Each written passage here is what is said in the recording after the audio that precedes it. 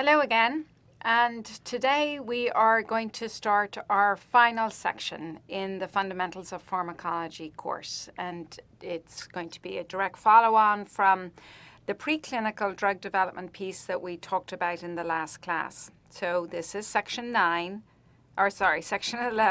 drug development, part 3, and we're going to focus on human drug development, otherwise referred to as clinical drug development.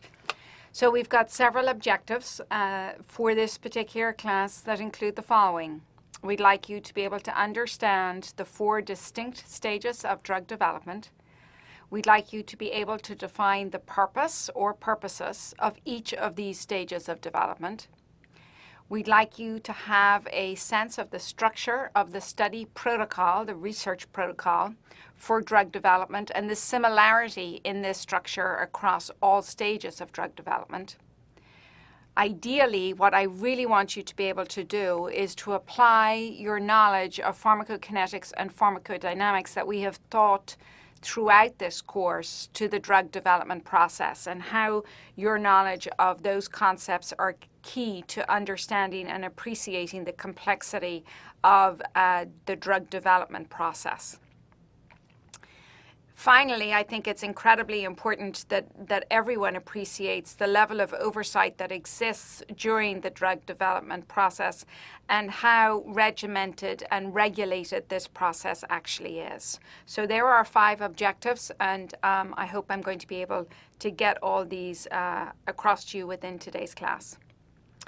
So it is a total understatement to say that drug development is highly regimented. It really makes no difference what country you're in. Every nation has its own regulatory processes that govern the process of drug development at every stage. And no matter what country you're in, there are 3 basic principles. It requires extensive planning. It's heavily regulated by the government, and it is unbelievably costly and time-consuming. So the regulatory oversight is going to differ slightly between countries, and I'm going to use my reference point, which is drug development within the US. So prior to actually taking a molecule from your animal studies or your overall preclinical studies into a human for the first time, there has to be a regulatory checkbox achieved. And we call this an approval in parenthesis because essentially it's a permission to enter into human testing. And it's not that the regulatory authority is approving the drug in any manner, shape, or form. They're just providing a green light to go forward to test the drug in humans in the experimental setting.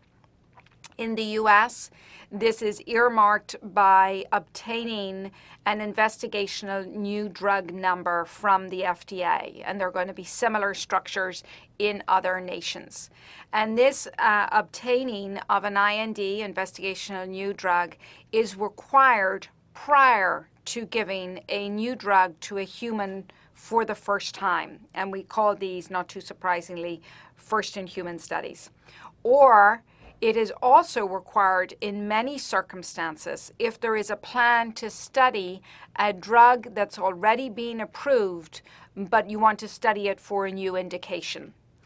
The process involved here involves layers upon layers of oversight and is unbelievably complex. For example, in the US, it would be the FDA who provides the IND. In Europe, it will be the EMA. In Australia, South America, etc., you're going to have different regulatory bodies. In addition, much of the research that's done in academic institutions in the US is funded by the National Institutes of Health. This is a national federal funding agency. There is an ethics board approval that is also required in the US. These are called institutional review boards. They're typically referred to as ethics panels or ethics boards in other countries.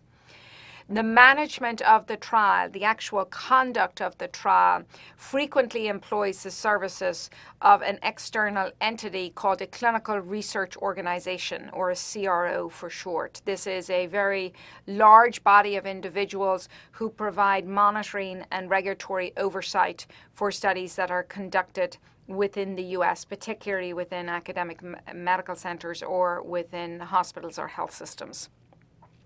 Then there's the sponsor, and the sponsor is typically the pharma company that is providing the drug for the investigation. And I say typically because it's not exclusively that scenario. The investigator and the research team. So the concept here is that everybody works in harmony, that everybody adheres to what the regulations that are required for each step in the drug development process. It is the sort of undertaking that requires a degree of training. We can't just go in and conduct clinical trials without having a knowledge of the regulation and the oversight that is necessary for ensuring that these studies are done correctly. And the primary purpose of regulation is such that the data that is obtained from the clinical trials involving humans is robust and reasonably infallible. The idea that the data that will ultimately be examined by the FDA or the regulatory authority in your own country to ultimately approve the drug for use in humans has to be strong, reproducible data.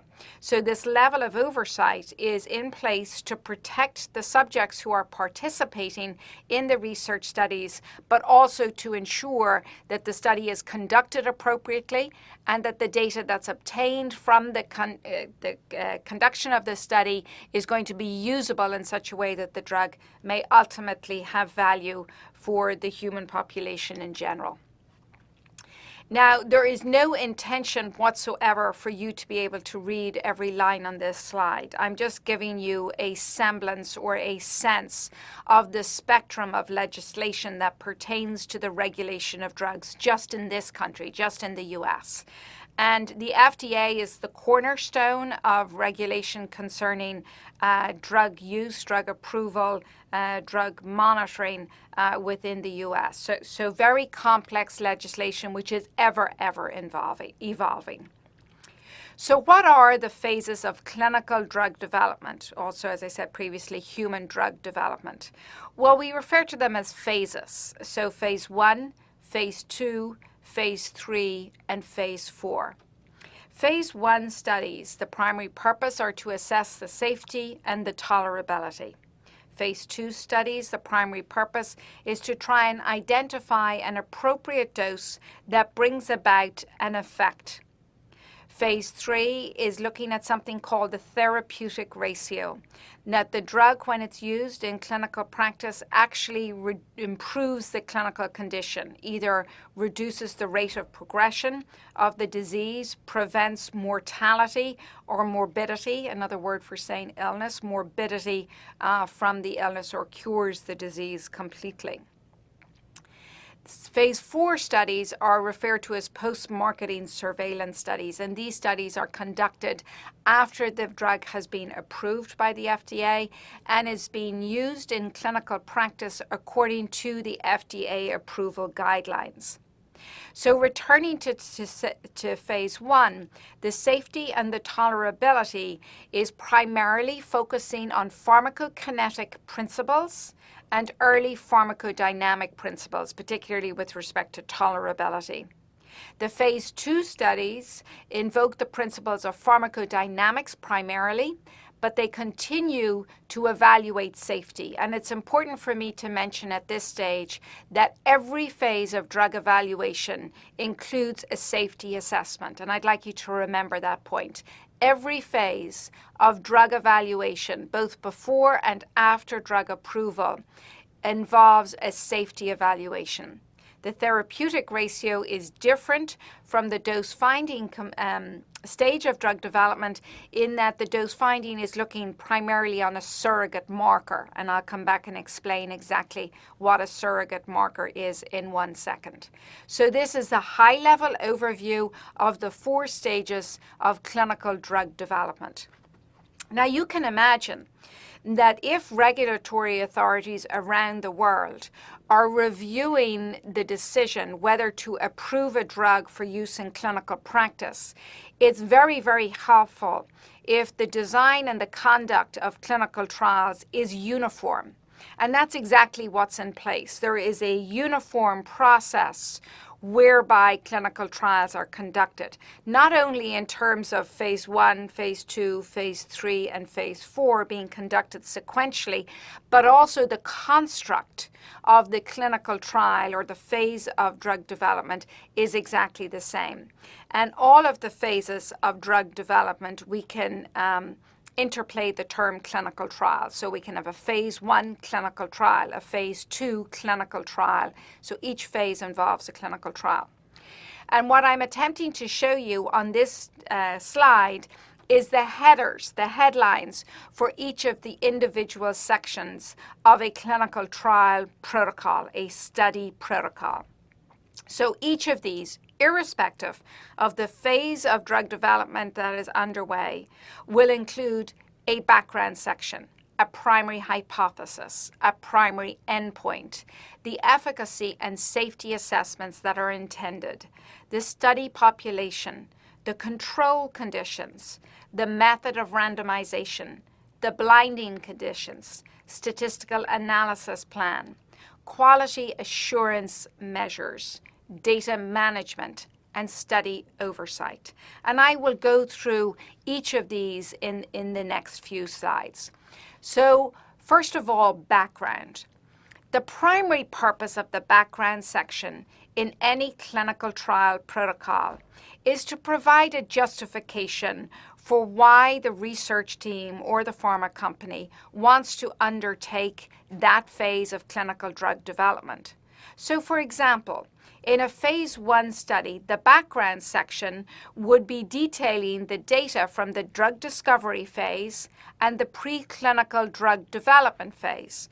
So it might discuss issues such as target of drug action, mechanism of metabolism, route of elimination, all of which have been calculated from animal model systems. This data would be included in the background, sometimes also called preliminary data section. In addition, in this section, in the background section, is included a rationale for why it is important to evaluate this drug to improve the management of the clinical condition that the drug is intended to be used in. So, for example, if we were developing a drug for the treatment of hypertension, the background section would include an initial paragraph to say that more than 55 million Americans have a diagnosis of hypertension, and the current control rate is 30%. Therefore, there is the unmet clinical need to develop novel therapeutics for the management of hypertension. The background section would then go on to say, we have a novel compound, drug X, which in the drug discovery phase appears to block a receptor that's on the cell membrane that participates in the generation of elevated blood pressure.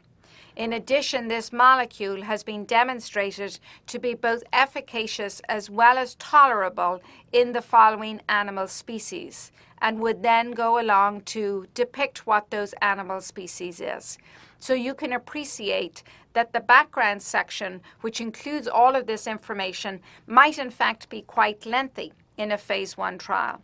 Then imagine the background section for the phase 2 study, because now when you get into the phase 2 study, not only are you going to include the information that was in the background section for the phase 1 study, but now you're going to add in the data from the phase 1 study to provide further justification for continuing into the phase 2 study.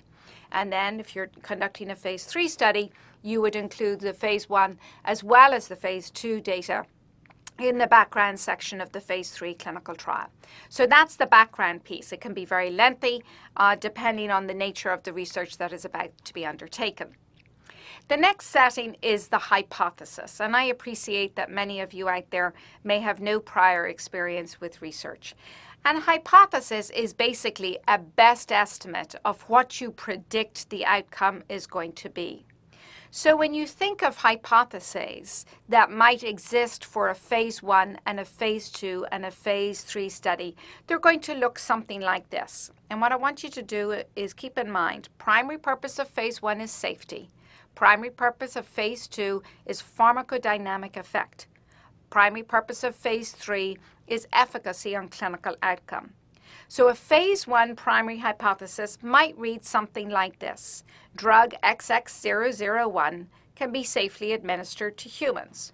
Now, obviously, it's not going to be as simplistic as this because safely needs to be defined. Safe in terms of kidney function, renal function, lung function, cardiac function. So pretty broad spectrum. Pharmacokinetic principles. Phase 2 is going to read something like drug XX001 dose-dependently inhibits whatever your measurement is. Now remember dose response curves? This is your phase 2 development piece. Now you will have conducted a dose response analysis in the animal studies. So that is going to inform how you're going to conduct your phase 2 study in humans. So let's stick to our example of an antihypertensive drug. The phase 2 study would be my antihypertensive drug X dose-dependently lowers blood pressure. That's a surrogate marker. Another example might be in the field of cholesterol management. Drug X dose-dependently lowers LDL cholesterol. Or it might be a drug for the treatment of cancer. Drug X dose-dependently inhibits a marker of cancer biology. CEA 125, for example, is a marker of ovarian cancer. Or in the HIV world, drug X dose-dependently lowers CD4 counts. So these examples are all concepts of how a drug positively impacts a surrogate marker for disease outcome. Phase 3, in contrast, would be something like, as compared to whatever your standard of care might be, drug X decreases mortality. So let me use your blood pressure example again. We know that we use blood pressure medications to reduce cardiovascular events, to reduce stroke, and to reduce progression to renal failure. However, we use blood pressure measurement as our surrogate marker for how effective these medications in improving mortality and morbidity. So the phase 3 clinical trial hypothesis would be, compared to a standard of care, let's say a water pill, drug X decreases mortality by virtue of lowering blood pressure. So decreases mortality is your clinical endpoint. So these are your hypotheses. And you will note that when you state your hypothesis, it also defines what's called the response variable. And that simply means what you're going to measure. So in your phase 1 study, it might be liver function tests. It might be white cell count. It might be alteration in pathology staining. It might be measurement of metabolic enzymes. In a phase 2 study, the response variable, the example that I gave you, was blood pressure lowering, CD4 count, tumor markers in the case of cancer. In the phase 3 study, it's going to be a clinical event, cancer burden or tumor burden, more commonly stated, stroke, heart attack, death from HIV complications or HIV-associated infections. The hypotheses, stating the hypotheses also gives you the opportunity to ask lots of other questions. However, there's always one central primary hypothesis, even if there are a load of secondary questions and variables that you might want to mention, and don't worry too much about that piece. And as I said previously, the hypotheses will always include a safety hypothesis or a safety guess that you constantly continue to list safety assessment. And you do this by a priori stating you're going to measure the number of adverse effects that occur throughout every single stage or phase of drug development.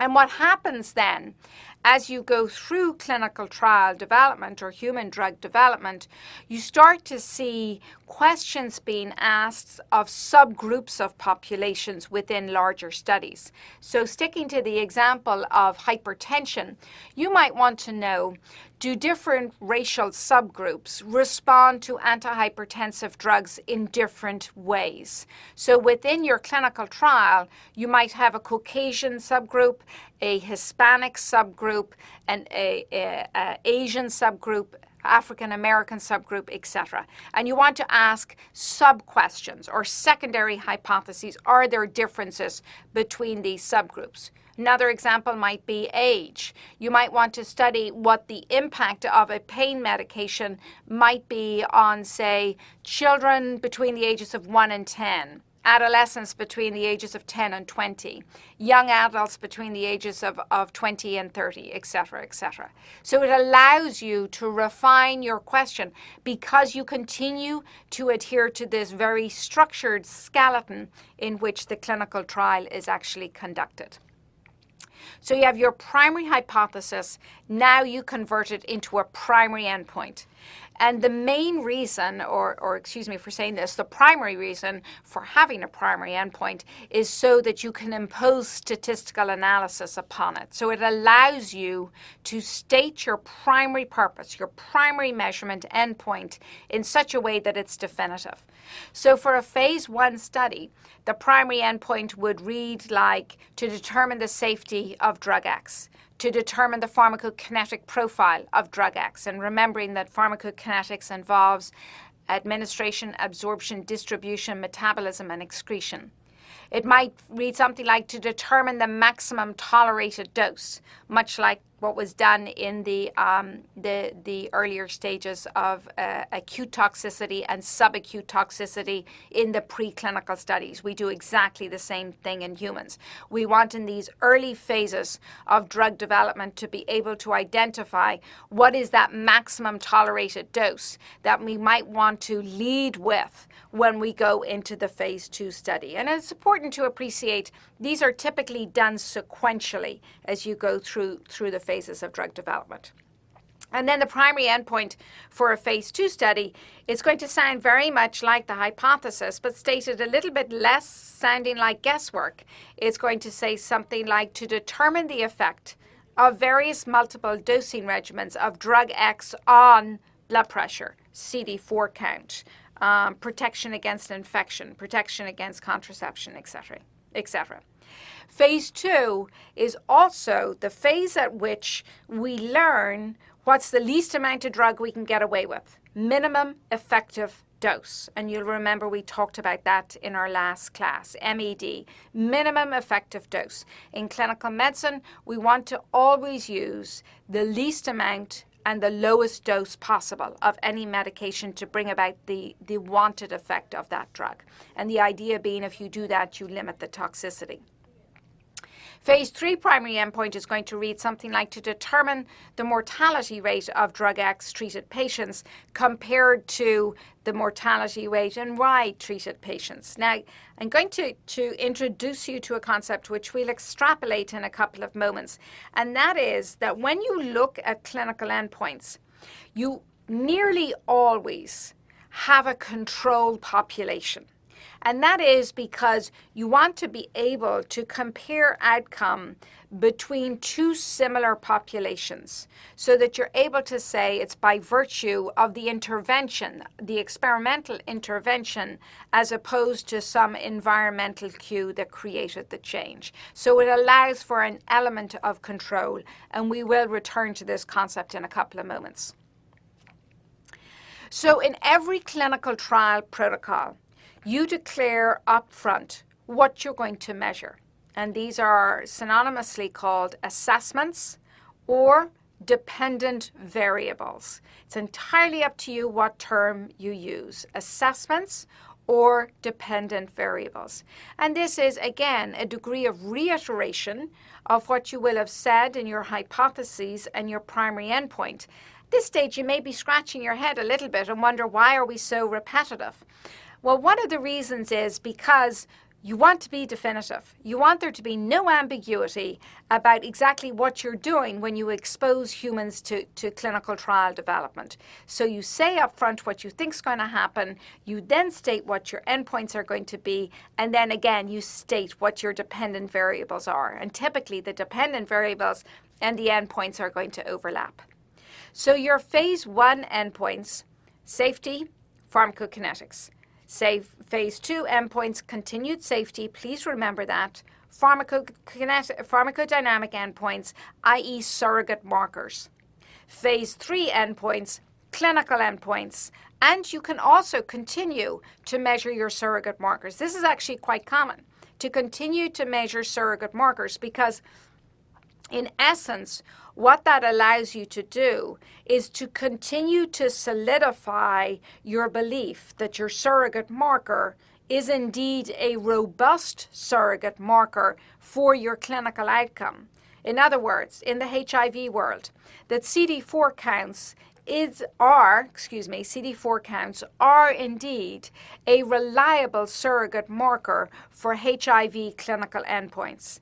Blood pressure is a solid reproducible marker for stroke endpoints or heart attack endpoints. So continuing to measure surrogate markers in your phase 3 clinical trial enables you to garner even more information than just clinical endpoints. And when you think about how expensive these studies are, it makes sense to garner as much information as you possibly can at every stage of drug development.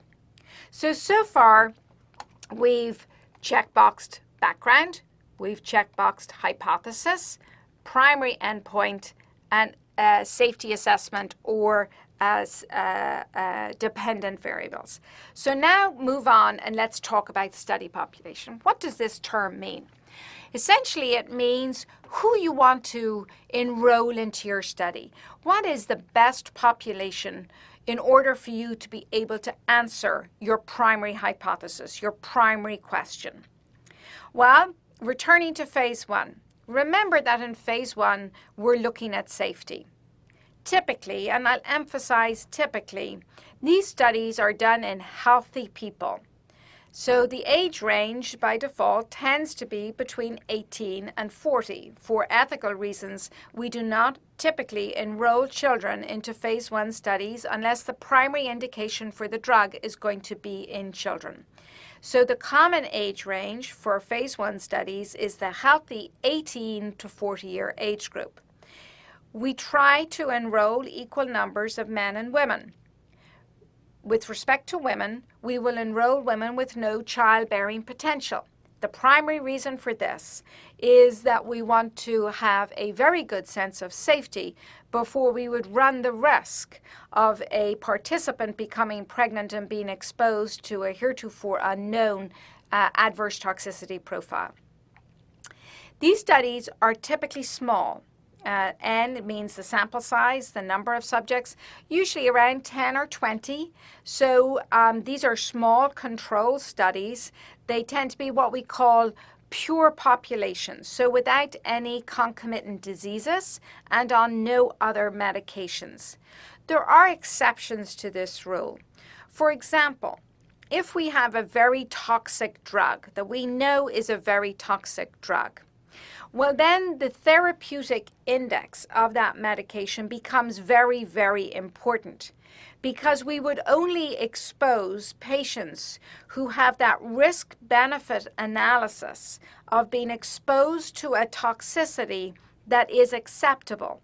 So let me give you an example of a chemotherapeutic drug. We have different types of study designs. Phase 2, the study population is going to be a little bit broader. So here what you want to do is actually choose patients with the condition which you intend this drug to be used to treat. So here you're going to have a wider age range, so 18 to 70 is pretty representative of the age range for most phase 2 clinical trials, and you want them to be a fairly low-risk patient population. So let's say a stage 1 or stage 2 hypertensive patient who doesn't have much in the way of comorbidity. They don't have known cardiovascular disease. So considerably lower risk than somebody with poorly controlled hypertension and a prior stroke, for example. We also enroll men and women. Again, we try to keep the risk of teratogenicity in humans to the bare minimum. So we're very careful about contraception protocols to try and prevent any unwanted or unintended pregnancies occurring. In the phase 2 studies, we want to see what the interaction of the medication is going to be in the setting of other essential, commonly used medications. So let me give you an example of, let's say, a 58-year-old diabetic, hypertensive, hypercholesterolemic female. And they are entering into the study, into a clinical trial, phase 2 clinical trial, to evaluate a new blood pressure lowering pill. In this sort of example, it's very important for us to start to develop information about how the experimental blood pressure lowering pill behaves in the setting of other medications, say for treating her diabetes or treating her high cholesterol level, because these are the sorts of concomitant medications that are going to be seen in clinical practice were this drug to be approved. So some essential concomitant background medications is usually the norm. In terms of the study designs themselves, they can be short-term multiple doses, they can be longer-term doses. Again, it depends on how you intend to use the drug in clinical practice.